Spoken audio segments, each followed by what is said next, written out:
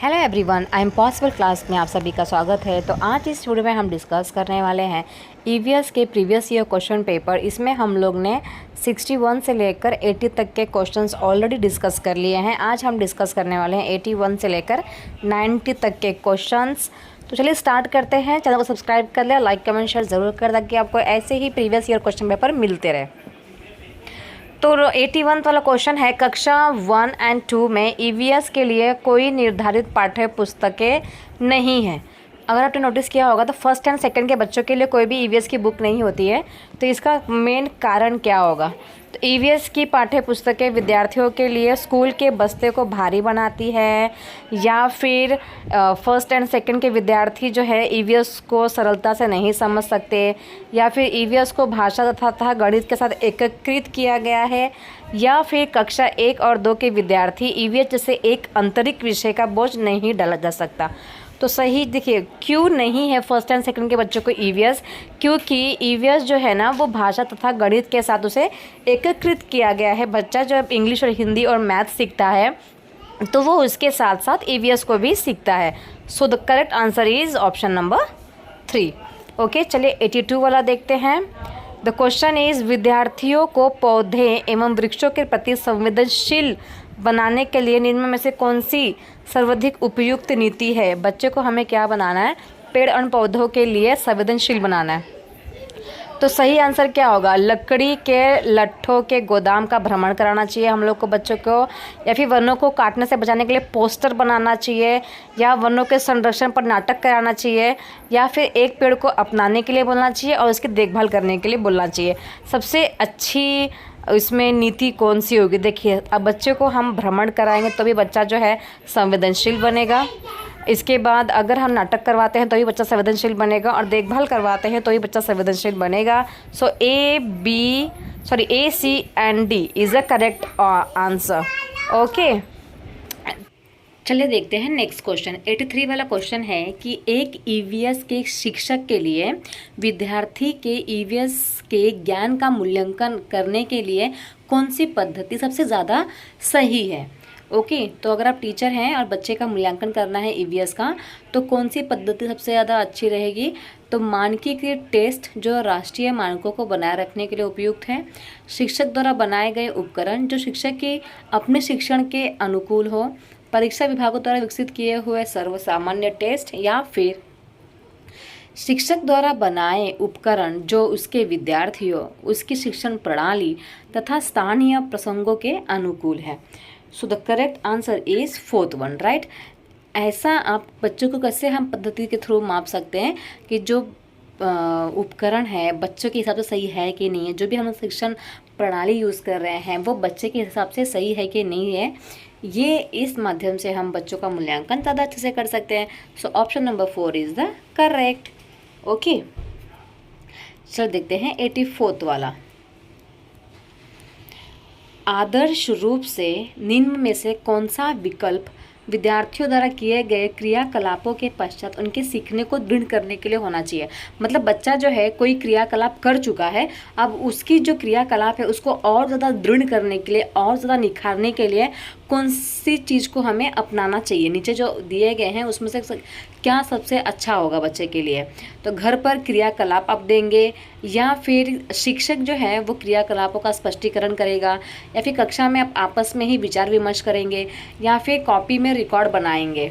तो क्या करेंगे? देखिए, अगर बच्चों को हमने कोई ज्ञान दे दिया है और उस ज्ञान को हमें बच्चे के अंदर और अच्छे से दृढ़ करना है ताकि बच्चा अपने लाइफ लॉन्ग अपनी ज़िंदगी में उसे याद रखे, तो हम क्या करना चाहिए? हमें कक्षा में आपसे विचार विमर्श करना चाहिए, डिस्कशन करना चाहिए क्लास में। ओके, चलिए देखते हैं 85th वाला। अगर आपको वीडियो अच्छी लग रही है प्लीज़ चैनल को सब्सक्राइब कर ले और लाइक कमेंट शेयर भी ज़रूर करें। 85th वाला देखते हैं कि निम्न में से किसका उपयोग ईवीएस के शिक्षकों द्वारा अपने विद्यार्थियों के प्रामाणिक सीखने की क्षमता का आकलन करने के लिए होगा? ओके, मतलब बच्चा का अब क्या करना है? सीखने की क्षमता का आकलन करना है। तो इसमें सबसे अच्छा कौन सी चीज़ होगी? तिमाही टेस्ट, दत्त कार्य की नोटबुक, या पोर्टफोलियो, कक्षा में व्यवहार? सबसे अच्छा क्या होगा? अगर हम बच्चे की आपको सीखने की क्षमता का आकलन करना है तो पोर्टफोलियो सबसे अच्छा होता है। पोर्टफोलियो में स्टार्टिंग से एडमिशन से लेकर पूरा एंड तक के बच्चों की पूरी इन्फॉर्मेशन होती है, इसने कितने एक्टिविटी में पार्ट लिया और कितने सारे एक्टिविटीज़ में उसको सर्टिफिकेट्स मिले, अवार्ड्स मिले, ये सारा पोर्टफोलियो में होता है। तो बच्चे का आकलन बहुत ईजिली आप पोर्टफोलियो की हेल्प से कर सकते हो। ओके, चलो देखते हैं 86 वाला। हम चीज़ें कैसे बनाते हैं? पढ़ाने में निम्नलिखित में से कौन सी युक्ति अथवा स्रोत सबसे अधिक उपयुक्त है? तो कौन सा स्रोत या युक्ति सबसे ज़्यादा अच्छी होगी? हम चीज़ें कैसे बनाते हैं, हमें बच्चों को सिखाना है। तो किसी ऐतिहासिक भवन का भ्रमण करना है और उसके निर्माण सामग्री तथा निर्माण नमूनों को पहचानना, या विभिन्न क्षेत्र के लोगों द्वारा सिर पर धारण करने वाले पहनावे पर चर्चा करना, या फिर संदर्भ पुस्तकों से विभिन्न प्रकार के बर्तनों के विषय में अनुदेशन करना है, या फिर खेती के संबंधित विभिन्न प्रकार के औजारों की आकृति और चित्रों की विद्यार्थियों के साथ साझा करना। तो देखिए, सबसे अच्छा जो एग्जाम्पल है वो क्या है कि अगर हम चीज़ें कैसे बनाते हैं, तो इसमें अगर हम बच्चों को भवन का अगर भ्रमण कराते हैं, बच्चों को लेके जाते हैं और उस चीज़ को किस तरह से बनाया होगा, कौन सी सामग्री का इस्तेमाल किया होगा, ये सब हम जब बच्चों को लाइव दिखाते हैं ना, तो बच्चों को ज़्यादा अच्छे से समझ में आता है।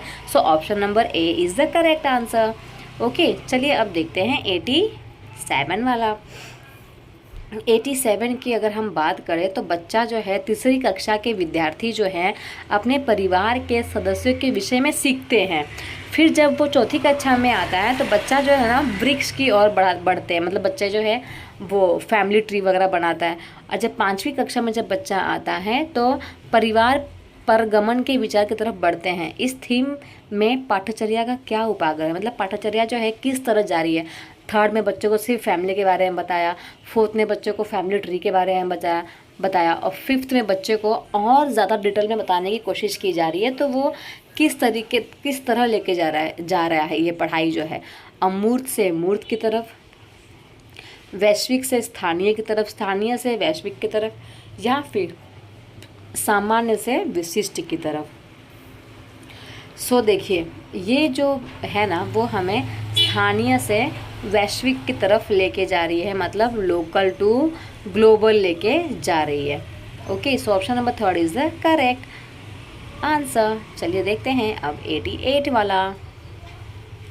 निम्नलिखित में से कौन सा तत्व एक अध्यापक को पर्यावरण अध्ययन के पाठ योजना में रखने के लिए विचार करना चाहिए? मतलब इन चारों में से कौन सी ऐसी चीज़ है जो पर्यावरण के जो लेसन प्लान है इसमें आपको ऐड करना चाहिए? अनुदेशन, विशिष्ट उद्देश्य, छात्रों की पर्यावरण सजगता, प्रमुख अवधारणाएं और प्रक्रिया कौशल, या सामान्य उद्देश्य। थोड़ा इंग्लिश में देख लेते हैं, कभी कभी हिंदी इतना अच्छे से समझ में नहीं आता क्वेश्चंस। ओके, तो देखिए, इंस्ट्रक्शनल्स या the specific objectives, students environmental consciousness, major concepts and the process skill and the general objectives. तो ईवीएस के लेसन प्लान में क्या ऐड करना चाहिए, बताइए सही आंसर क्या होगा? सो A, C and D, ACD मतलब स्पेसिफिक ऑब्जेक्टिव भी आपको लेसन प्लान में ऐड करना चाहिए, बच्चे के रिगार्डिंग प्रोसेस स्किल भी डालना चाहिए, कॉन्सेप्ट भी डालना चाहिए एंड जनरल ऑब्जेक्टिव्स भी डालना चाहिए। लेसन प्लान में होना चाहिए, क्या नहीं होना चाहिए? स्टूडेंट्स इन्वायरमेंटल कॉन्शियसनेस, बच्चा ऑलरेडी कॉन्शियस होता ही है, तो ACD is the correct answer. चलिए देखते हैं 89 वाला। इस 89 क्वेश्चन ये है कि बच्चा जो है दृष्टि बाधित है, बच्चे को देखने में तकलीफ हो रही है, तो निम्नलिखित में से कौन सी युक्ति पर्यावरण अध्ययन के लिए सबसे अधिक उचित होगी? तो बच्चा जो है दृष्टि बाधित बच्चा है, तो इसमें से कौन सी टेक्निक आप यूज़ करोगे बच्चों को समझाने के लिए? श्रवण पाठ्य वस्तु तैयारी की जाएगी, बच्चा जो है सिर्फ सुन के सीखे ऐसी तैयारी की जाएगी, या स्पर्श वस्तुएं और बड़े अक्षरों में विषय वस्तु का उपयोग किया जाएगा, अवधारणाओं की सरल चित्रों तथा मूर्त ठोस वस्तुओं द्वारा व्याख्या की जाएगी, या फिर जहाँ तक संभव हो पाठ्य वस्तु को अधिक से अधिक मूर्त निश्चित बनाएं। तो क्या इसका सही आंसर होना चाहिए, बताइए? देखिए, तो हमें अगर हम, क्योंकि बच्चा जो है ना दृष्टि बाधित है, इसको देखने में तकलीफ़ है, राइट। तो हम बच्चों को कोई ठोस वस्तु दे देंगे और उसकी व्याख्या करेंगे तो बच्चे को इतना अच्छे से समझ में नहीं आएगा, राइट। तो हमें क्या करना चाहिए, श्रवण पाठ्य वस्तु की तैयारी करनी चाहिए, ओके। और ऐसी वस्तुएं बच्चों से टच करवानी चाहिए और बड़े बड़े अक्षरों में भी हमें लिखने का ट्राई करना चाहिए। और जितनी हो सके उतनी हमें मूर्त चीज़ों को ही बच्चे को दिखाना है, मतलब A, B and D is the सही आंसर। तो option number 4 is the correct. अब इस 24 दिसंबर का ये लास्ट क्वेश्चन है, 19th वन। इसके बाद हम लोग 25 दिसंबर का EVS का पेपर करेंगे। तो चैनल को सब्सक्राइब कर ले, लाइक कमेंट शेयर ज़रूर कर, ताकि आपको सारे PYQ मिलते रहें, ओके। देखते हैं, सलीम प्राथमिक कक्षाओं के विद्यार्थियों को जल विषय पढ़ाने के लिए क्षेत्र भ्रमण कराना चाहता है। मतलब सलीम जो है एक टीचर है, अब बच्चों को जल के बारे में उसे पढ़ाना है, तो वो नीचे दिए गए कौन सी पद्धति का कहाँ लेके जाएगा बच्चों को भ्रमण कराने के लिए, जल संचय यंत्र, जोहड़ या बावड़ी या खेजड़ी। तो खेजड़ी के पास तो जाएगा नहीं, क्योंकि खेजड़ी तो क्या होता है, एक ट्री का नाम है, राइट। खेजड़ी एक विलेज का नाम है। बावड़ी आपको पता ही है ना कि बीच में तालाब होता है, बाकी सब जगह सीढ़ियाँ सीढ़ियाँ सीढ़ियाँ होती है, इधर भी सीढ़ियाँ, चारों तरफ सीढ़ियाँ सीढ़ियाँ होगी, ये होता है बावड़ी। जोहड़ भी ऐसा ही कुछ होता है। और जल संचय तंत्र यंत्र, तो इसमें से सही आंसर क्या होगा आप लोगों का, A, B and C। A, B, C देखते हैं कहाँ दिया है, A, B, C, फोर्थ वाला option number 4 is the correct. So ये 90 क्वेश्चंस टोटल हमारे कंप्लीट हो चुके हैं EVS के। इससे पहले मैंने 21 दिसंबर, 22 दिसंबर, 23 दिसंबर, 24 दिसंबर सारे पेपर मैंने एक्सप्लेन करके डाले हुए हैं। तो आप डेली वीडियोस देखो, सॉल्व करने की कोशिश करो, आपको आइडियाज़ मिलेंगे, हिंट मिलेंगे, ओके। मिलते हैं नेक्स्ट वीडियो में। नेक्स्ट वीडियो में हम लोग 25 दिसंबर का पेपर सॉल्व करेंगे, जो कि रहेगा EVS का, okay. So thank you so much everyone. Video अगर अच्छी लगी है, थोड़ा सा भी नॉलेज मिला है, चैनल को सब्सक्राइब कर लो, लाइक कमेंट शेयर ज़रूर करो। Bye bye everyone.